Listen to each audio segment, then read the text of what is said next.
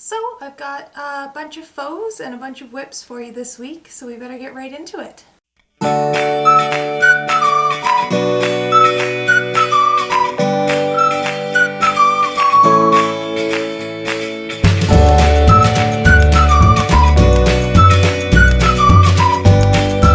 there, fiber friends! Welcome to the Yarn Lab Canada podcast. This is season 1, Knitting for Twins. And this is episode 11 and week 29 of my twin pregnancy. I am Sarah. I'm coming at you from Calgary, Alberta, and you can find me on Instagram as @YarnLabCanada or on Ravelry as Turner Classic. We also have a Ravelry group for the podcast / for my YouTube channel in general, and you can join along in the discussion and community that's forming up there. I just wanted to start off, of course, by thanking all of my returning viewers and welcoming any new viewers. This is my YouTube channel where I explore everything fiber related, but this is my podcast specifically where I talk about all of the knitting and crocheting that I've done in the past week since my previous episode. So, I know that there are tons of podcasts out there. I have spent the last week and a half manically catching up on episodes of the ones that I watch, so I just need to express how grateful I am that you're taking the time out of your day to spend some time with me and mine.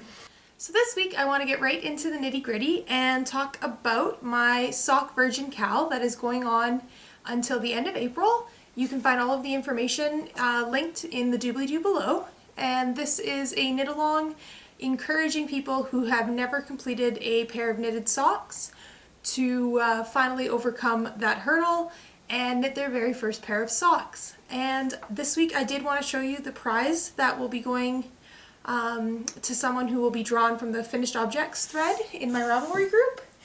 And that prize is going to be 2 skeins of yarn. So first off, it will be a skein of Manos del Uruguay Alegria. This is the yarn that I knit my first pair of socks on, although in a different colorway. And this colorway here is, well, it doesn't have a name on the card, it just has a number, but it is, I think, a very pretty variegated black, white, and pink yarn. And I've worked with a couple skeins of this yarn, and like I said, I knit my first pair of socks with it. And it's super soft and squishy, works up great, and is a beautiful yarn. Plus, I believe Manos del Uruguay is sort of a fair trade type of company, so they organize and employ women throughout Uruguay to have, to work in the fiber industry in a fair trade sort of fashion. So it's a really great yarn to work with. I don't know that it technically counts as indie dyed, but it's beautiful and their colors are a lot of fun. So the winner will be receiving 1 skein, and I guess I should tell you the details. The Alegria base is 75% superwash merino, 25% nylon, and you get 445 yards per 100 meters. So it's a great weight. A little bit of a lighter fingering, but not super light, but it's a great weight for doing socks on.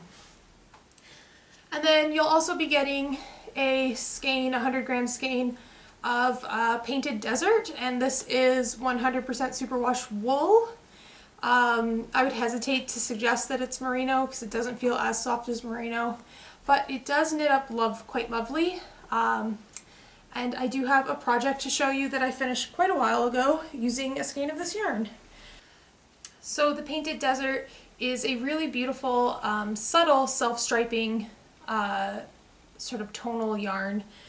And the striping actually occurs with colors. The 2 plies of the yarn are different colors, and they help to make the gradients between the striping very subtle. So this was just a little mini shawlette that I knit last summer using just 1 skein of the Painted Desert yarn. So the winner from the FO thread will be drawn by random number generator and will receive these 2 skeins of yarn from me. So there's still time to cast on if you haven't yet. Tell a friend if you've been edging someone on to start their first pair of socks. If you know someone who's in the process of working on their first pair of socks.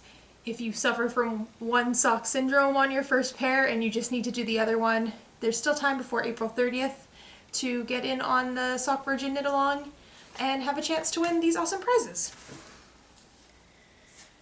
And speaking of Sock Virgins, I am one no longer, so I have finished my first pair now of knitted socks. So this pattern is the Universal Toe Up Sock Formula. It's by Amy Swenson. That was published in Knitty magazine quite a few years ago. And it is of course a toe up. You start with a provisional cast on and do a short row shaping toe. Knit the body, and they give you a formula to determine how many stitches you want in the round and how long to knit the foot for. It's a short row heel, and then I'm not a huge fan of tall socks. Usually I just wear ankle socks around the house, or no socks at all. So I did a relatively short top portion of my sock, and then a 2x2 rib, and what was it, Judy's Magic super stretchy, surprisingly stretchy cast off. And I love the way these socks turned out. The yarn, like I said, is Manos del Uruguay, the Alegria base, and the colorway is unknown to me because I bought this yarn a couple years ago and promptly lost the label that goes with the band. But they turned out great. I knit them on size 1 DPNs, and I knit them with 64 stitches in the round because that's what my swatch and the calculation in the pattern indicated that would be my circumference for my foot. And they are quite, I mean, when you first put them on, they don't look necessarily huge, but they don't have that negative ease that you want your socks to have. So they are a bit loose. They'll probably be coming to me, coming to the hospital with me in my hospital bag for the delivery, since I have heard that socks are essential and your feet will swell to ginormous proportions, so maybe it will be handy to have a bigger pair of socks on hand. But 64 stitches around is definitely too big for me on US size 1 needles, and my next pair will be done with 60 stitches around, and we'll sort of just experiment my way down to the size of sock that is perfect for me. So that's my first finished object for this week. I was really determined to get these off my needles and spent a good chunk of time on Sunday finishing my second sock. My next finished object is, of course, Charizard over here. This is a pattern available for purchase, and I'll put the information, of course, in the description below. Pattern designed by Edward Young, and he is crocheted out of primarily Vanna's Choice in the terracotta color, and there's some Red Heart soft in the teal color for the wings. I stuck to the pattern pretty much exactly. The only divergence that I made was to trim the wings with some pipe cleaner. The orange actually matched the yarn fairly well, so you don't really see it, just so that the wings would stand up on their own. Without the pipe cleaner, they wanted to sort of curl onto him. But I really love the way that Charizard turned out. This is going to be an awesome toy for one of our two boys. He will play well with the Blastoise stuffy that I made last month. And speaking of stuffies, Charizard here was made for the Legacy Knits podcast Stuffy Along, which is running through to the end of this month. If you haven't heard of that yet, climb out from underneath your rock and check out Legacy Knits podcast. Link is in the description below. And knit or crochet or sew or create in some way, shape, or form a stuffy to join in on that KAL. If you don't think you have time to make a stuffy, by all means go check the finished objects thread. There's a ton of awesome projects, and I mean, knitted and crocheted stuffies just really make me smile. In fact, they make me smile so much that I have made a ton of them over the years and thought it might be helpful for me to share some of the tips and tricks that I've figured out over the years that I have been making knitted and crocheted stuffies. And I have put together a video, link in the description below, sharing my 10 tips and tricks for either knitted or crocheted stuffies all of the tips and tricks that I cover apply to both, and they really help you with any questions you might have from start to finish, from yarn choice to stuffing choice to construction and assembly to finishing your stuffy off. So if you are interested in learning how to make stuffy, if you've never made one before, if you've made them and had some disasters, maybe that video might be helpful for you. So please check it out, link in the description below. The next finished object that I have is the blue and gray striped baby blanket that I had been working on for the last like 2 months, very slowly, because to be honest, I'm not a huge fan of how this project turned out. But it was to use up some gray and blue Karen Simply Soft that I had in my stash that I really just didn't see another use for anytime soon. It was originally purchased years and years ago to knit a sweater with, and I cast it on and frogged it because it was just going to be terrible. It would have been like a really just terrible shapeless acrylic sweater. So I frogged it and saw a pattern on the back of a magazine for a simple piecework striped blanket, and here it is, and you can even tell from the video that it is a little bit wonky. So if this was wool, it would be something that I would be able to block out quite easily. I haven't blocked this yet. I do have a link, and I'll put the information in the description below, for blocking acrylic. That process might help to solve some of the wonkiness, but essentially the major problem with this blanket are twofold. One, stockinette stitch blanket squares in acrylic want to roll, and no amount of blocking will kill that completely out of it. And then the second is that the pattern does not have you knit true squares. Stockinette stitch is typically longer than it is wide, gauge-wise, and that is further not helped by the fact that you have 32 stitches wide and 36 stitches long. So you're kind of forcing a long side of a square to match up with a short side of a square, which would work if it was wool and you could block it out and have the squares sit more prettily, but for me it ends up with sort of disjointed looking squares, and the way this piece of fabric is rolling is different from the way this piece of fabric wants to roll. So it's a bit wonky. Putting a crocheted border on it has helped, and I just did a single and double crochet border all the way around because I really didn't feel like going to the effort of knitting an applied border on when I knew a crocheted border would be much, much faster. But it's still really soft, and for a blanket to be thrown over one of the boys in the car seat, it will still look cute enough. So really, I'm just glad to get that off my needles. Originally I was going to make it 16 squares, so 4x4 square, but to be honest, once I had finished off 12 squares, I couldn't be bothered to make the last 4 and sort of decided that it was big enough. So, a finished project! Yay! Although not one that I am truly pleased with. And then my last finished project is the one I am most excited about. And this is my 3-color Cashmere shawl. And as you can see, the wingspan on this baby is incredible.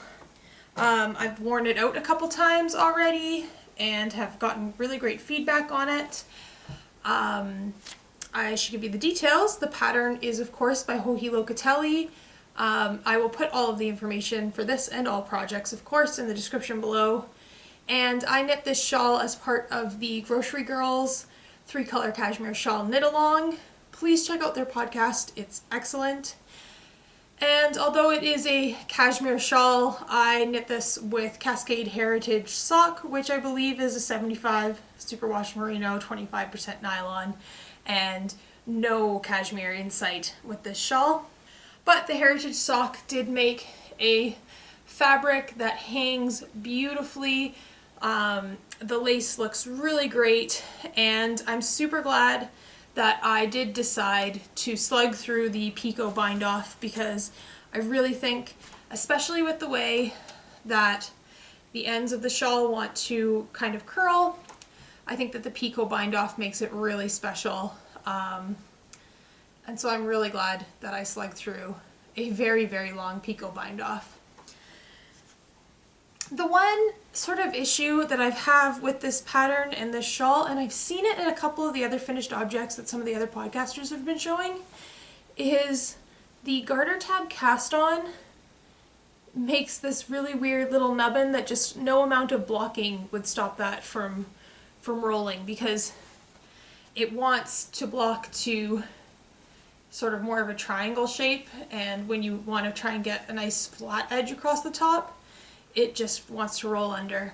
It's not a huge issue because when you're wearing it you tend to lose that first little bit of the shawl anyways, just in the way that you wrap it around your neck. But I have noticed that other people have had this issue with the garter tab not wanting to lie flat. So if anyone has had this issue before and come up with a way to overcome it, please let me know in the comments below.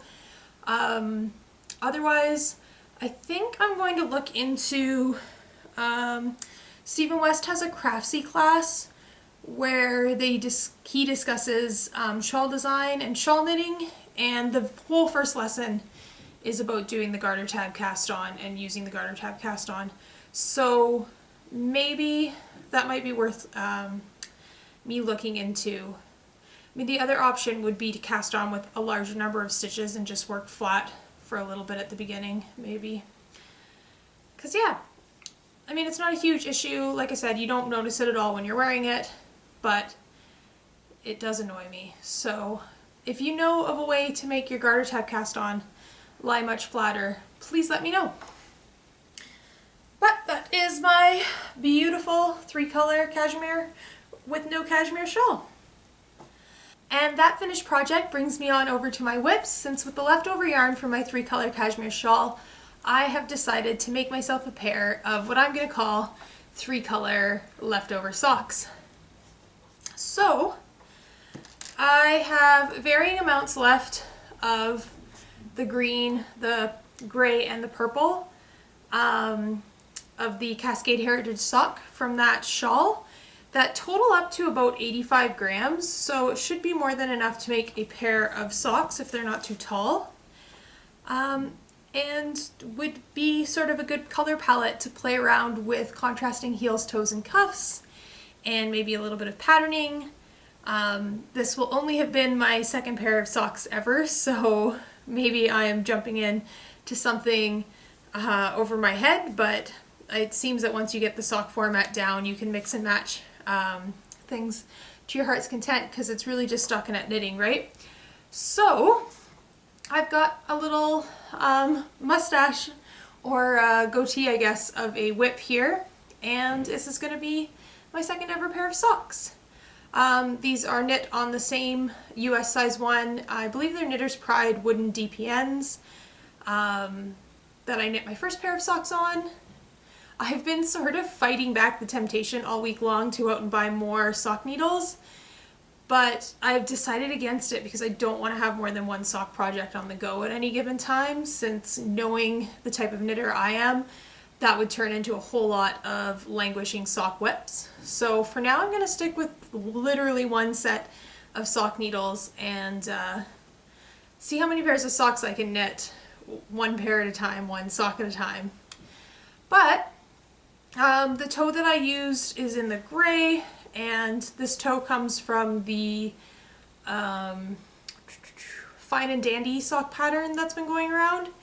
And then I switched to the green color, and I'm actually doing, and you can kind of see it there, I'm doing the same pattern that was on the green section of the shawl through the green yarn.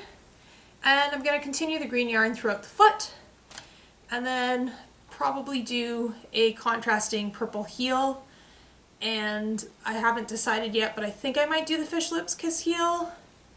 I did just a regular short row heel on this sock, and it turned out fine, but it does have a little bit of a hole, and it maybe doesn't fit the best, although that might be because in general, this sock is too big for me. But I bought, actually I've received the Fish Lips Kiss Heel as a gift a while ago, so I figured I'd give that pattern a go to. And then depending on how much yarn I'm using up, I might do a little bit of striping between the gray and the purple towards the cuff of the sock, so that it is very reminiscent of my 3-color cashmere shawl. And an even greater link to my 3-color cashmere shawl is the shawl was knit for the current Grocery Girls knit along, and this pair of socks will be knit for their next Grocery Girls knit along, which is the Grocery Girls Fancy Feet KAL. And I believe the purpose of this knit along is just to knit a pair of socks using new to you techniques. They do a really fun segment on their podcast called Sock Talk that everyone really enjoys, and certainly inspires me to be more creative with my knitting and to want to knit more socks. So basically all of the techniques so far in this sock are new to me, since my very first pair of socks was quite different and quite basic, so this will be knit along for that KAL. All of that information will be in the description below. The next work in progress that I have is the Cameo Shawl that is designed by Paulina P. And this is being knit for the Cameo Loco KAL that is being joint hosted by Get Lit and Knit podcast and the Francophie Knits podcast. Links in the description below. This is a knit along that is only going until the end of the month, so I've been sort of prioritizing since I only got this cast on last Friday. But I am almost through. I've got another 10 pattern repeats of the first section. It's an asymmetrical sort of triangular knit, mainly garter stitch shawl. And the yarn that I am using is Hue Loco on her Phyllis sock base, and this is the glow stick colorway, which is a speckled colorway with pinks and blacks and greens and neon yellow in it. So that will be my first color. My second color for this shawl is going to be the Madeline Tosh sock base in, of course, Edison Bulb. I think this is one of the most recognizable colorways that Madeline Tosh has, especially if you have looked at any of Stephen West's knitted patterns lately. They almost all have a little bit of Edison Bulb in them. So hopefully by next week I will be fully through incorporating the Edison Bulb color into the second section of this shawl. So that's it for that. I'm really enjoying the way that this Hue Loco yarn is knitting up, by the way. When you're knitting with it in your hand, it feels like a really thin fingering weight yarn, and it doesn't, like as a single in your hand, it doesn't feel as soft as some other fingering weight yarns do, but the fabrics that it makes are really great. So maybe it's not like the funnest to actually, like in the actual knitting, it doesn't feel like the softest yarn, but the produced fabric is really great. So if you haven't checked out Hue Loco, information of course in the description below, please do. Her yarns are lovely. And speaking of Hue Loco yarns, the next work in progress that I have is also knit with one of her yarns. This is going to be the Tin Can Knits Playdate cardigan. This is the first one of two that I'm knitting for my boys. This is on Hue Loco's tweed sock base, and you can see that it is tweeded in the mineral colorway, which is a beautiful robin's egg kind of blue colorway. If you were ever actually knitting robin's eggs, this would be the yarn to go with, because the color is spot on, and then the tweed kind of gives the little, you know, is reminiscent of the little speckles on robin's eggs. So I'm following the Tin Can Knits Playdate pattern exactly, and I've knit the body up until the point where I need to divide for the sleeves. So this is coming along nicely. Maybe will be a finished object by next week. And then I have to knit a second one, because when you're having twins, you can't just do something once, right? My next work in progress, finish one baby blanket, start another, right? So this is going to be the Country Quilt Baby Blanket. It's a free pattern from Karen Simply Soft, and I'm knitting this in Bernat Baby Softy. And you can see that it really does make a square that is reminiscent of a classical quilt motif. And this is knit all in one piece with short rows. So you kind of work one triangle with short rows, and then you work the next triangle picking up all of your wrapped and turned stitches, and then you knit the next triangle with short rows wrapping and turning, the next one picking them back up, and it makes a pinwheel pattern. And this is going to be knit for my local yarn shop's technique of the month knit along, and this month it is of course short rows. And since I'm kind of, last month I knit 3 shawls, so I didn't want to cast on another shawl. I didn't feel that I wanted to do socks for a short row project, and I found this little blanket and I thought it would be great. So started it last night, took a couple hours to make one square, and I think the pattern calls for you to make 9. I might see how big 6 looks and then decide over whether or not I'll actually do 9. But it's really soft and squishy, and because it is garter stitch, the square holds flat, and it is a true square, and all of its neighbors will be true squares, so it'll assemble really easily without needing any blocking or anything like that. So this is a really great acrylic project that I'm excited about. And then finally, speaking of blanket squares, I have put, how many more? 1, 2, 3, 4, 5. Yeah, 5 more squares onto my slowly growing Cozy Memories blanket. And if you are familiar at all with Shannon from the Socksetera podcast, I've of course mentioned her a number of times before, but she is hosting a, I think, very exciting blanket Blitz KAL, which is to encourage you to work on whatever minis project, whether that be a Cozy Memories blanket, a beekeeper's quilt blanket, or some people are even doing miniature hat garlands or miniature sock garlands.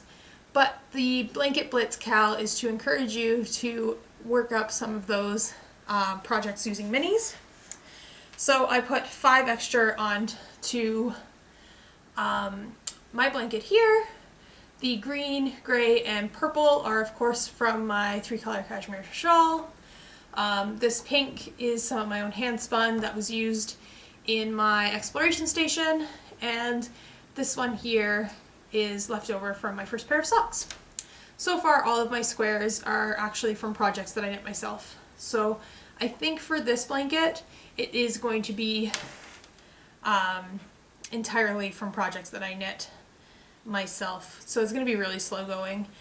Although considering the amount of fingering weight yarn that I've purchased in the last week, there will be lots of minis for the future, provided that I get those projects knit up. So I'm 5 squares in. I have some yarn set aside already for another like 3 squares, and we'll see how many I can get. I think that runs until the end of May. But I won't quote me on it. I would suggest that you check the information, which will of course be in the doobly-doo below. So that's it for whips and faux. As you can see, I've got quite a bit going on, and I'm progressing through projects a lot faster now, primarily because as my pregnancy goes further and further, it's getting harder and harder for me to be on my feet at work.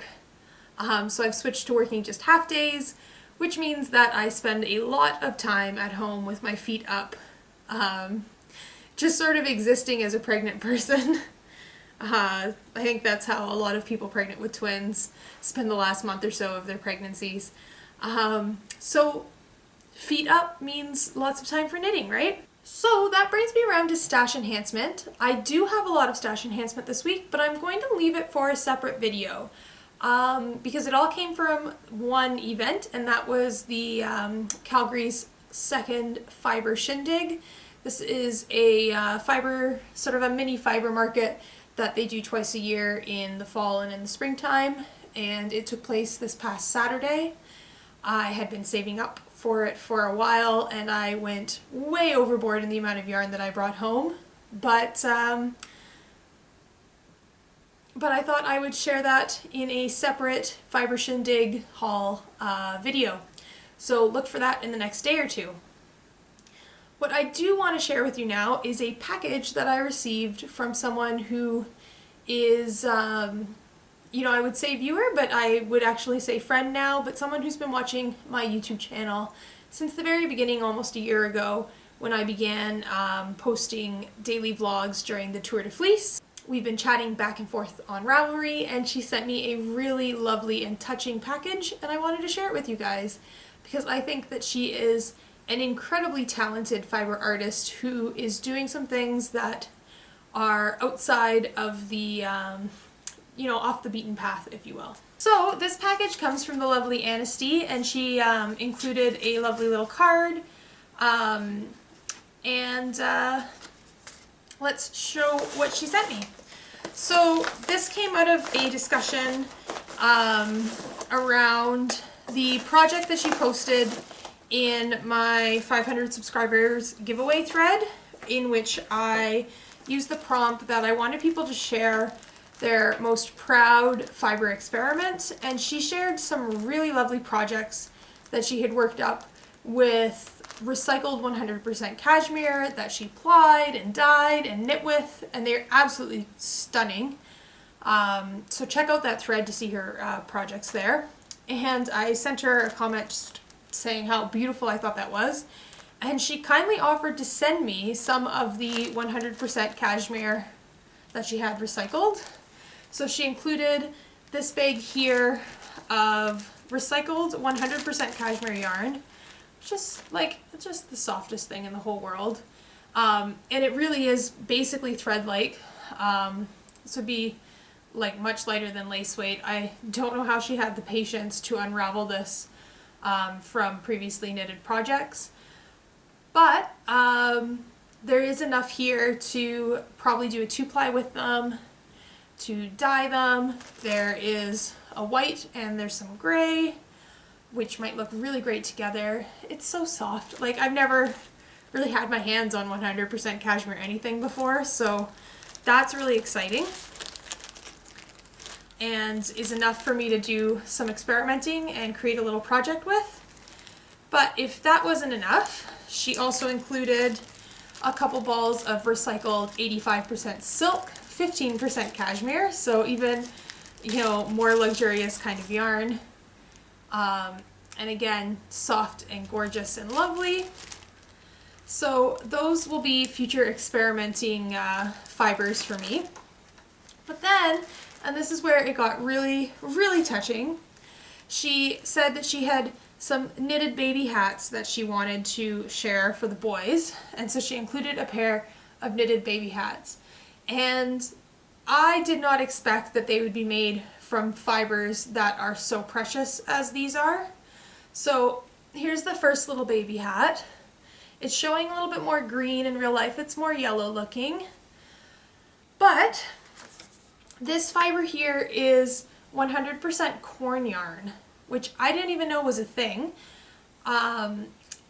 It's also called Inigo, I believe, and she says that her sisters and a friend of hers used to make it and dye it, but they haven't been able to source the fiber anymore, so they've stopped doing that since then. But there is some info available online at cornygoodness.com, and I will put that in the description below, because this is something that I might need to follow up on, because it's so much softer than cotton. Like, it has kind of a cotton feel, but it's so much softer and nicer than cotton. So this is, a tiny little baby hat made from corn yarn, which blows my mind and is super sweet and adorable. I particularly like the little nub that she does on the top of her baby hats. Really cute. So one adorable baby hat made out of very special yarn. And then a second one here, and I'll show it off, and it's kind of self-striping, has a really great halo. This is yarn that is a wool mohair blend that she dyed and spun herself. So to send a baby hat as a gift to someone that you've never even met from yarn that you spun yourself is really truly touching. So I'm very excited about both of these little hats. Thank you, thank you, thank you, thank you. So flipping cute. And then, as if that wasn't enough, she also sent a pair of cotton washcloths for the boys that kind of go with the under the sea theme. This one has a whale on it, and this one has a seahorse on it. I'm not sure how well that's turning up, but I wanted to show that off with you because really impressive to me. Check out what Anastie is doing. I believe she's Jaguar Warrior. I will link her in the description below.